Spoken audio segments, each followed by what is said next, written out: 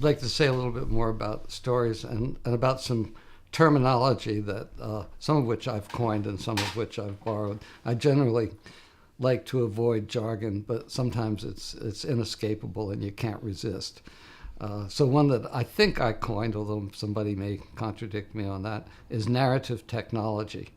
And the concept is, it comes from something that Billy Attache told me. He said, wise stories, I learned from my grandmother. It was wise stories that I live by now. And I've really, this was kind of a theme of my thesis, although I hadn't coined the term at the time. And that is that stories and language are a key to adaptation among nomadic hunting people.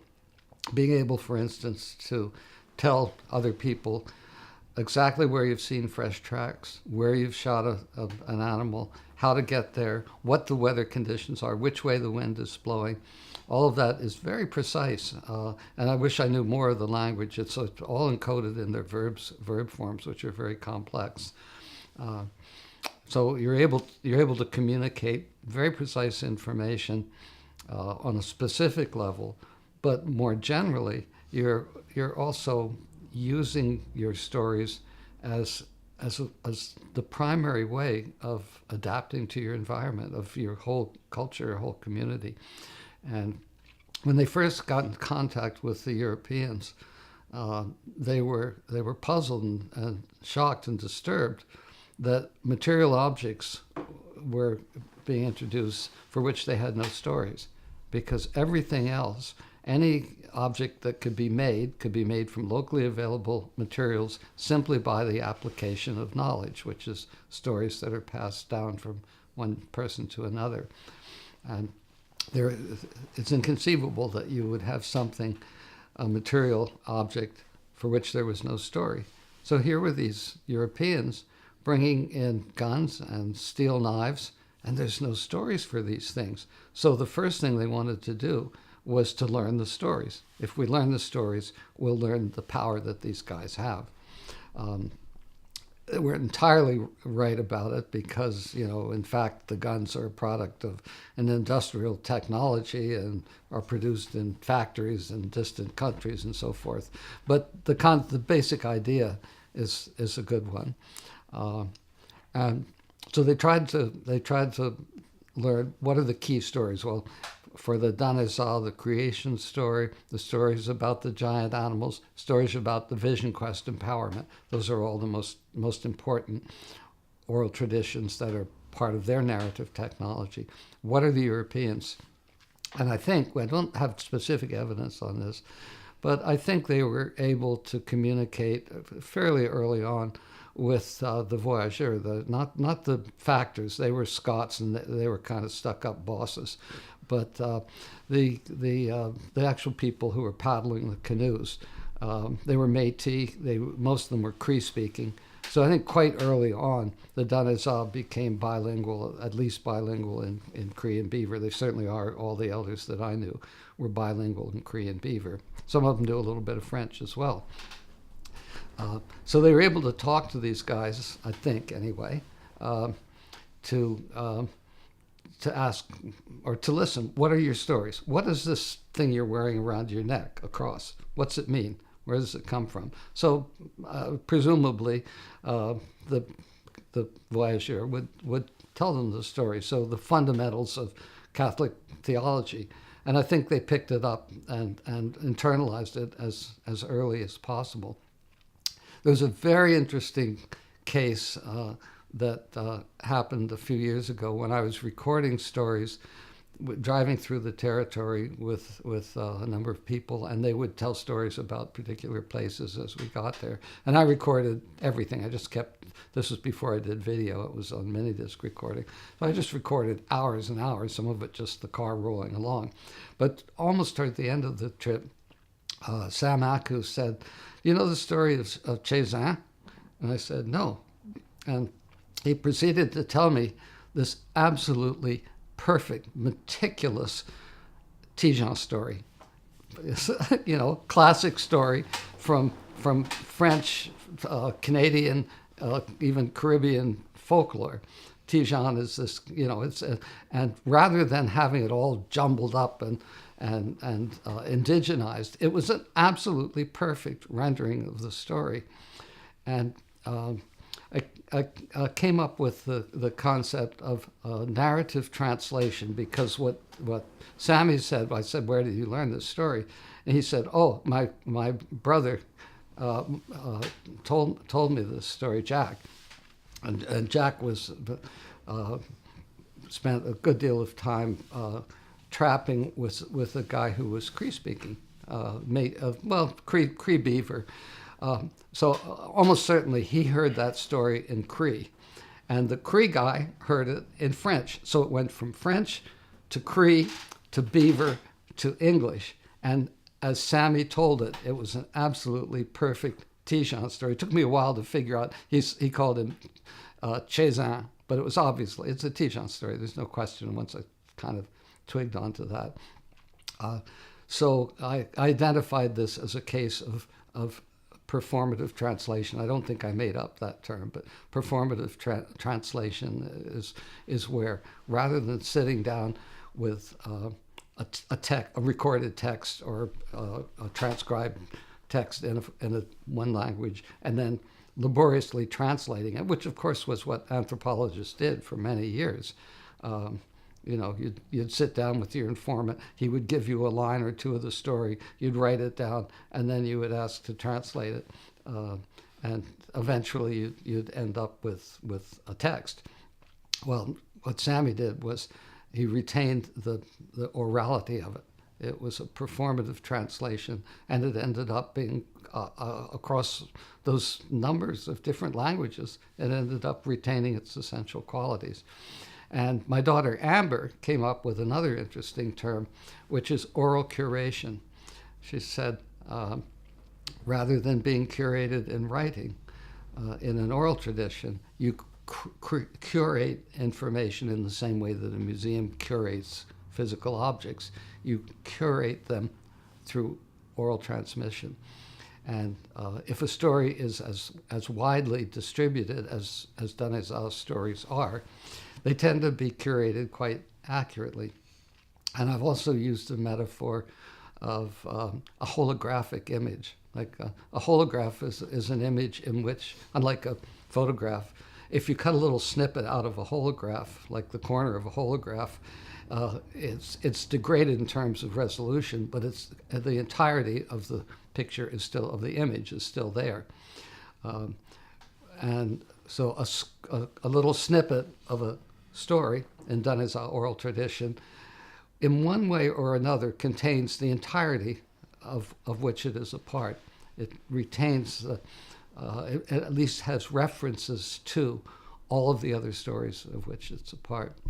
So narrative technology, oral curation, and performative translation, I think are useful concepts. I don't know if they qualify as bafflegab or jargon, but I think they're useful interpretive analytical concepts to understand oral curation.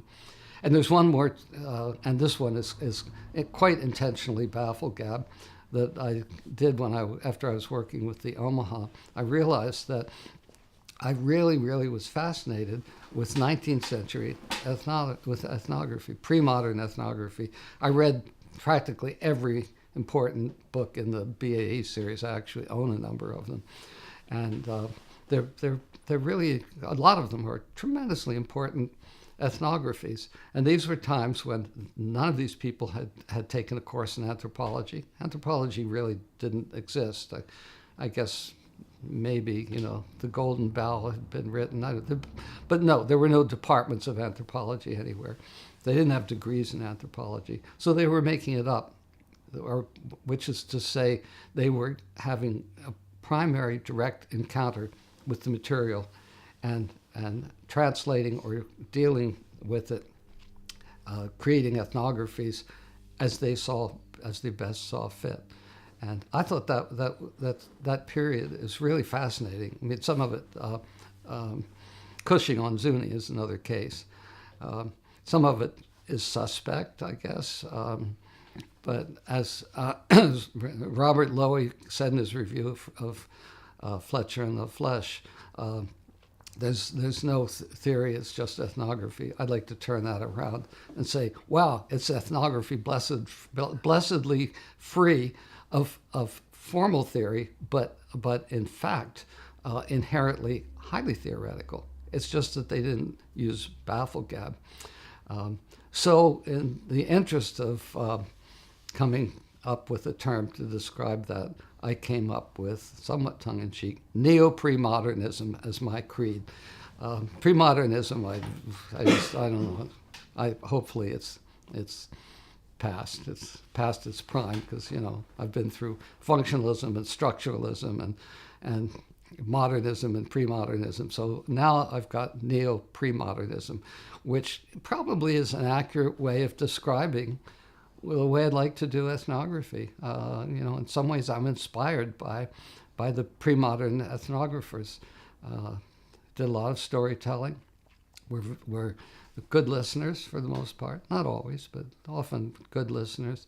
And really we're focused closely on the ethnography itself.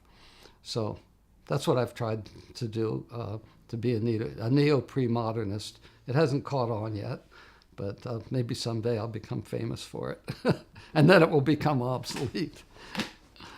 What else did I need to talk about?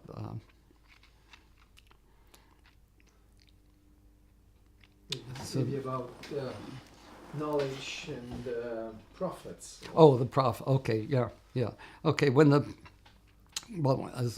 is sort of continuing on from when the first traders came, the Dane-Zaa clearly wanted to know the stories that were behind those objects, and they learned probably rudimentary forms of Christian teaching, whatever they could get. In 1856, an oblate priest, Henri Ferraud, came from France. Actually, he'd been in Alberta for quite some time, so he spoke an Athabascan language. I think it was Dogrib, not entirely sure, but anyway, he spoke an Athabascan language enough to communicate.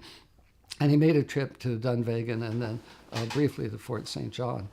And he wrote a wonderful book about his whole experiences. It was a fundraising book, of course, sending back to get more funding from the church, from the Oblate order to continue his work.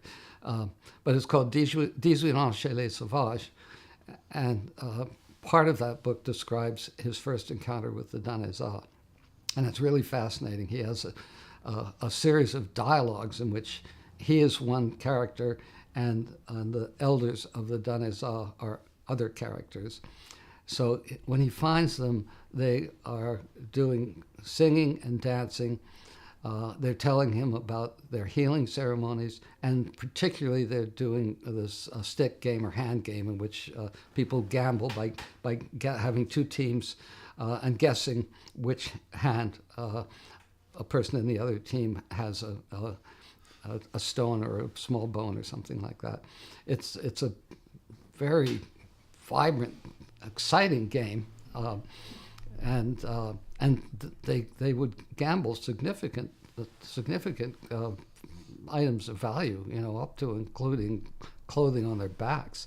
Well, Ferraud thought all of this was just awful, and he wanted, first of all, he wanted to baptize their children. But first he said, he thought, I'll get them to stop the stick game. So he said, this is really a ruinous thing for you to do. You should really stop it. And they said, okay. Of course, they still do it. But they said, okay, that's easy. We'll say that until you go. We'll stop it for now. And then he said, I want to baptize your children. And there was dead silence. And then they finally said, we can't do that because our children would die. We couldn't use the songs and medicines of our dreamers. And so, sorry, we can't do that. So Ferraud went home without actually successfully baptizing anybody. But probably in the process, he managed to communicate a certain amount of additional information about Christianity and stories of Christ and teachings of the church and so forth.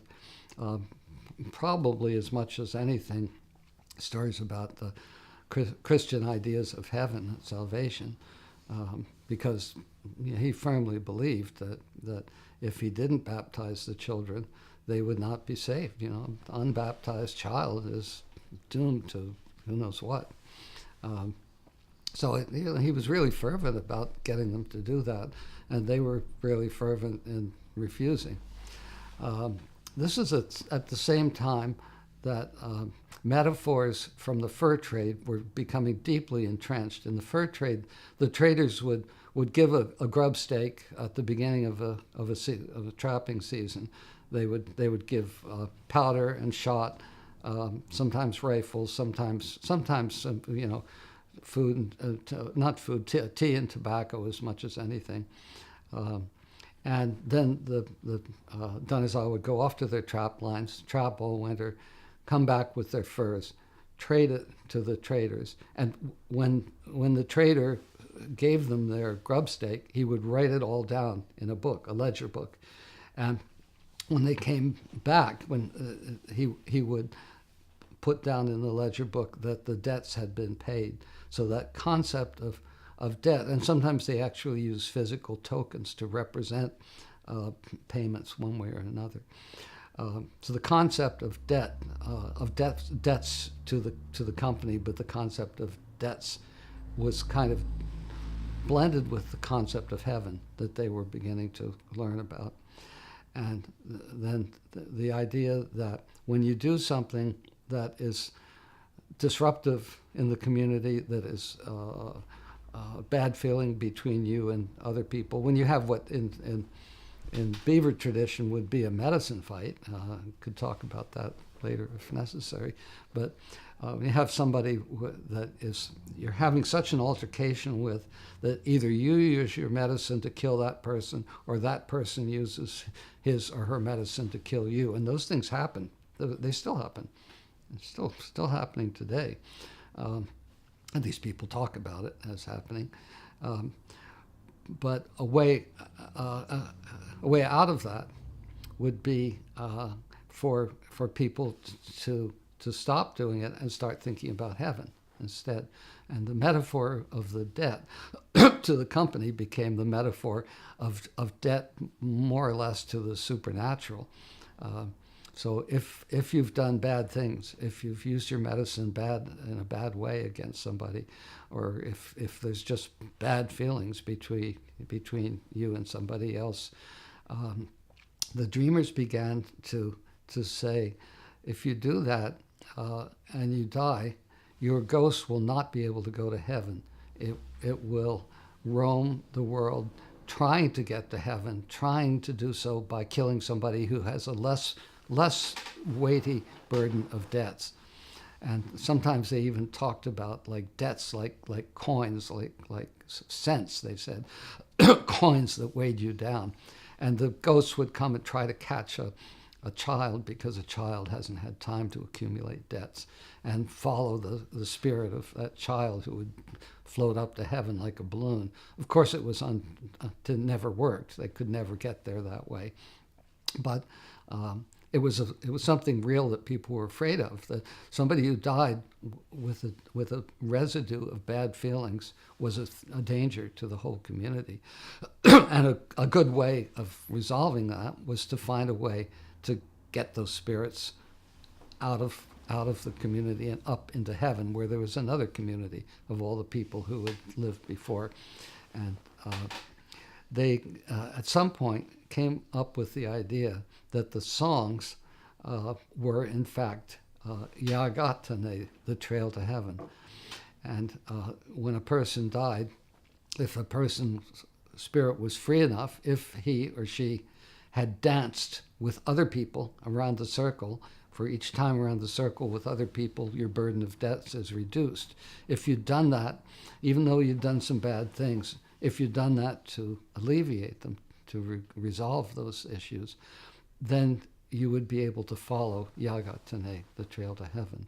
And a dreamer is somebody who usually the first dream that a person had would be a classic shamanic dream where the person would become symbolically dead. There's a long tradition of that in other Native American religious traditions, and indeed around the world. Think of Hanson Lake among the Iroquois, a very similar experience.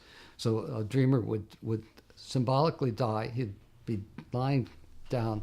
His body would appear to be dead, but there would be a little bit of pulse, and people would tend the body for a number of days. And then during the time his spirit was away, his body was on earth, his spirit would in fact be, sometimes they say, one day of the body on earth is a whole year in heaven. And he would be following Yagatane, a trail to song. And if he had been light enough, relieved of his burdens of sin enough, of debt enough, he would follow that trail. They say he would grab hold of it with his mind. That's the way they talk about it. He would grab the turns of the song and follow it and be able to follow it right through. There's a place on the trail to heaven it's like the pearly gates, but it's also found in other shamanic traditions. There's often a bird, and sometimes it's represented in drawings of the drawings of heaven that the dreamers have made. And there's this bird at the gate, and it's the last tough place you have to cross, where if you haven't really been good enough, pure enough, you won't be able to get across this gap.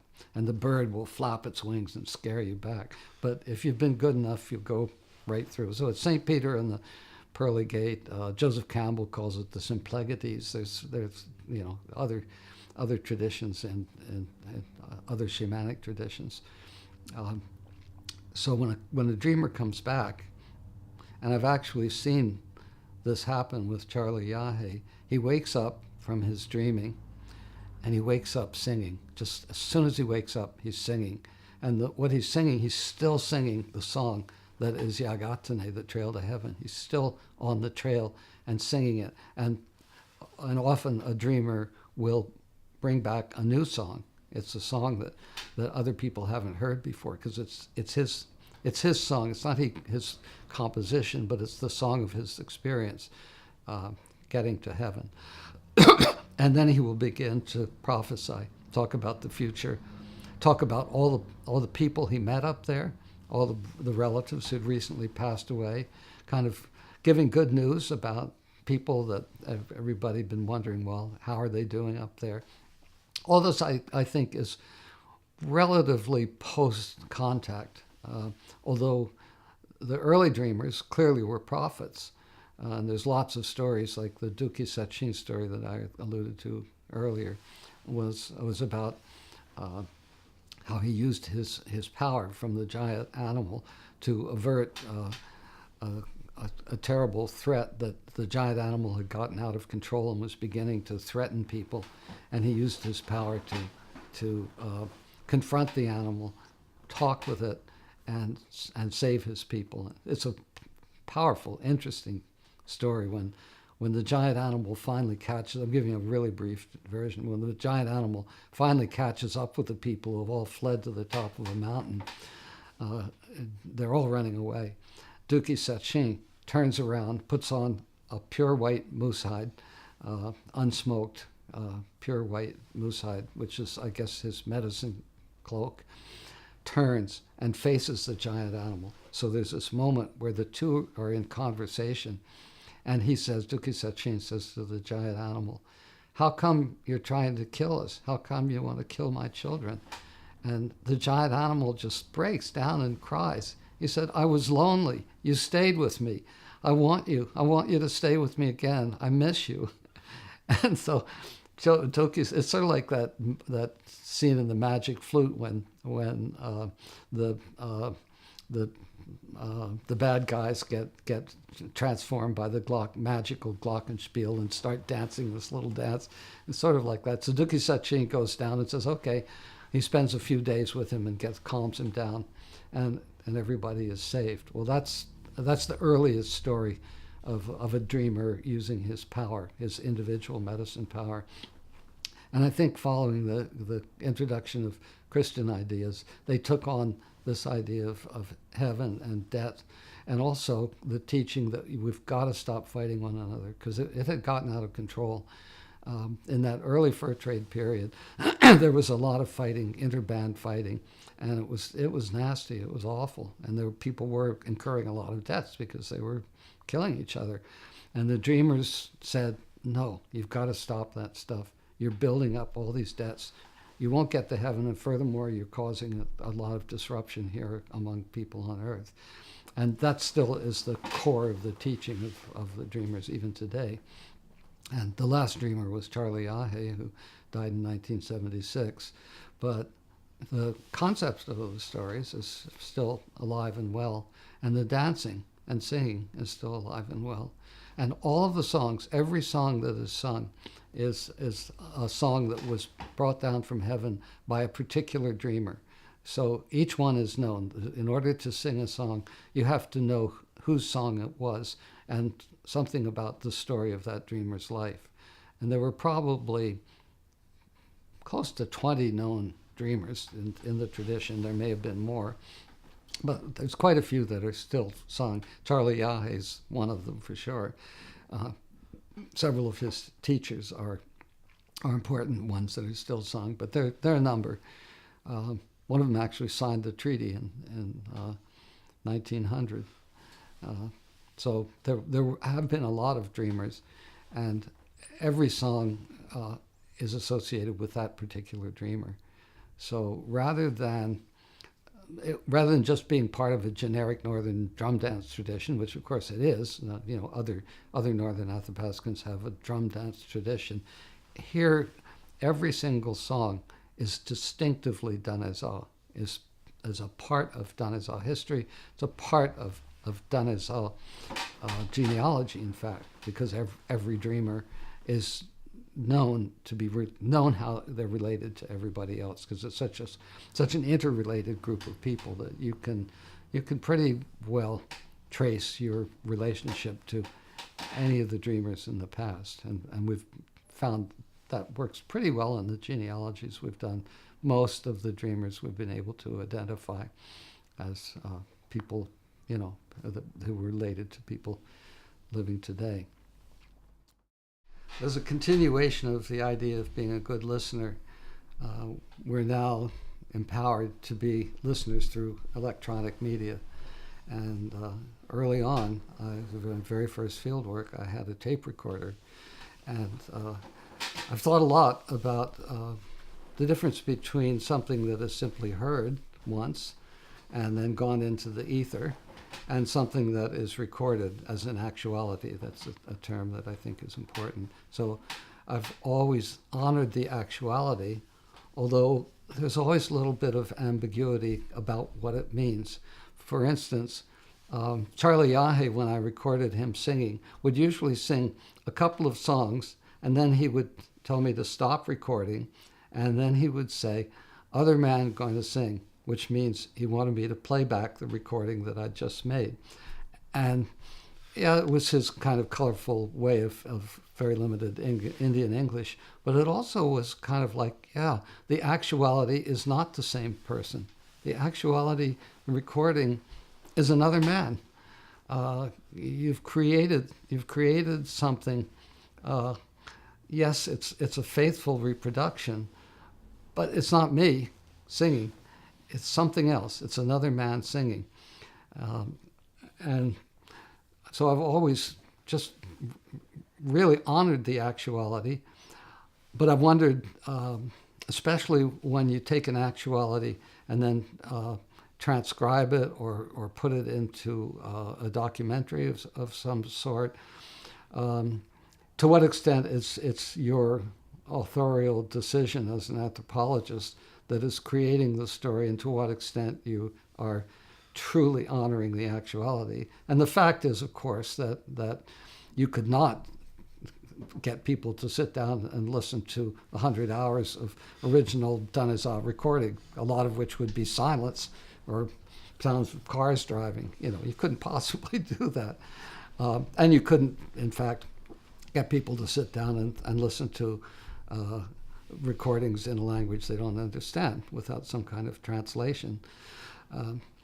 But it is a different thing, and it's the same issue, I suppose, as the difference between a story that's been written down and a story that exists only in the oral tradition.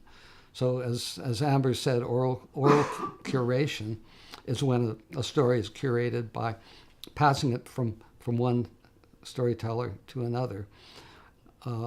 Anthropological curation is creating an actuality and curating it as a document, as a physical object, or as an audio document in digital media or whatever.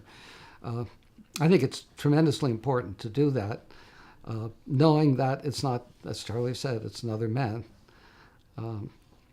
Tommy Atachi said another interesting thing about related to the oral curation, especially of songs. We were listening to recordings that I'd made of a number of the different dreamers, and we were going through them, and he was identifying who the dreamer is, and Tommy's a songkeeper. And he said, you know, when you sing it now just like new, and that really hit a chord with me, that each performance is a new authorization of a text or of a song. It's not simply a repetition. It is a recreation. And in some First Nations traditions, there are oral performances that are recitations. For instance, among the Omahas, I was talking, when the renewal ceremony for the sacred pole was held, there was texts, sacred texts that had to be said exactly, and song texts that had to be performed exactly. And if they were not repeated exactly, if they were not recited precisely, terrible things would happen. Well, the Dane-Zaa don't have anything like that. Theirs is entirely, as Tommy said, just when you sing it now, just like new. Every time a song is told, is sung, every time a story is told, it's a new creation of that story. And it goes back to a distinction that Plato made between mimesis and diegesis. Mimesis is mimicking something. Diegesis is dialogue. And for many First Nations, as I said, have a combination of both. Dennis Tedlock has written about that for the Zuni and talked about recitation versus recreation, and essentially the idea of mimesis versus diegesis. Well, maybe one of the things I like a whole lot about the Dane-Zaa is that they're very diegetic and less mimetic. You know, there's less that has to be performed word perfect, or you're in deep trouble. So, you know, there's a kind of informality about it, and yet you have to have an integrity as a performer. You can't be a singer unless you really know the stories behind them. So, yes, you when you sing it now just like new, but you can't even try to sing it now unless you know the stories and can make it just like new in a real effective way. So that it goes back to the Amber's idea of oral curation. Both songs and stories are created orally, and I, as an anthropologist, although right now I'm doing oral performance, oral translation, and that's why I like to be a storyteller. I've always tried to be a storyteller in my teaching, but in my writing, of course, writing is writing. There's no way around it. So what you're doing is translating from the medium of spoken word to the medium of written word. And that was the big challenge for Where Happiness Dwells. We took all the stories that we had recorded as spoken word stories, recreations, just like new, and in a sense froze them in the translation. We worked quite carefully with Billy, and we often worked on the translations about, you know, where there were ambiguities about what really was meant. So but still, they are translations rather than performances, and they are the versions now, unfortunately, well, whatever, they are the versions that future generations will have unless they want to bother to go to the trouble of learning Beaver.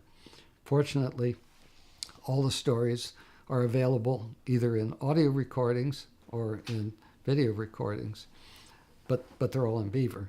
So if somebody, a Dane-Zaa and future generations, wants really seriously to get into Dane-Zaa poetics, they've got something in addition to just vocabulary lists and sort of grammatical analysis of the language.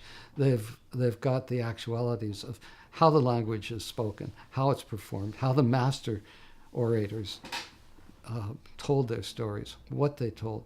And Charlie Ahe in particular is still widely heard. I've recorded probably 11 or 12 hours, something like that, of Charlie Ahe. I wish I'd recorded more, but I had limited amounts of tape and limited battery and whatever. I did what I could. But practically every household now has a complete set of Charlie Ahe recordings. And you hear somebody coming up to one of the cultural gatherings, and you hear Charlie Ahe songs coming from their truck, playing in a CD player in the truck. They're constantly bugging me for more copies of it. And it's hard because, there's 12 CDs to make a set of 12 CDs, unless you get somebody commercially to do it. I've put it on a single DVD and MP3 format, but the older people don't understand MP3. Young people have no problem with it. So I usually tell them, get your grandchildren to put it on a CD for you. They can do it. So anyway, there's tremendous advantages of having been able to work in audio actualities and video actualities, and I think they're a fantastic archive, a fantastic legacy. But they are what they are. There's a difference between the orality that goes out into the ether and exists only in the relationship between the speaker and the audience. Walter Ong has talked a lot about written. He's written it, not talked it, about some of these issues in his book Orality and Literacy, and a lot of what he says is really useful and interesting. I don't necessarily agree with everything, but I've certainly found him very important. And the recordings are there. They're there with the translations. It's an archive that is available to the Dane-Zaa community, and I suppose it's part of their legacy and part of our legacy to be able to work together on these things.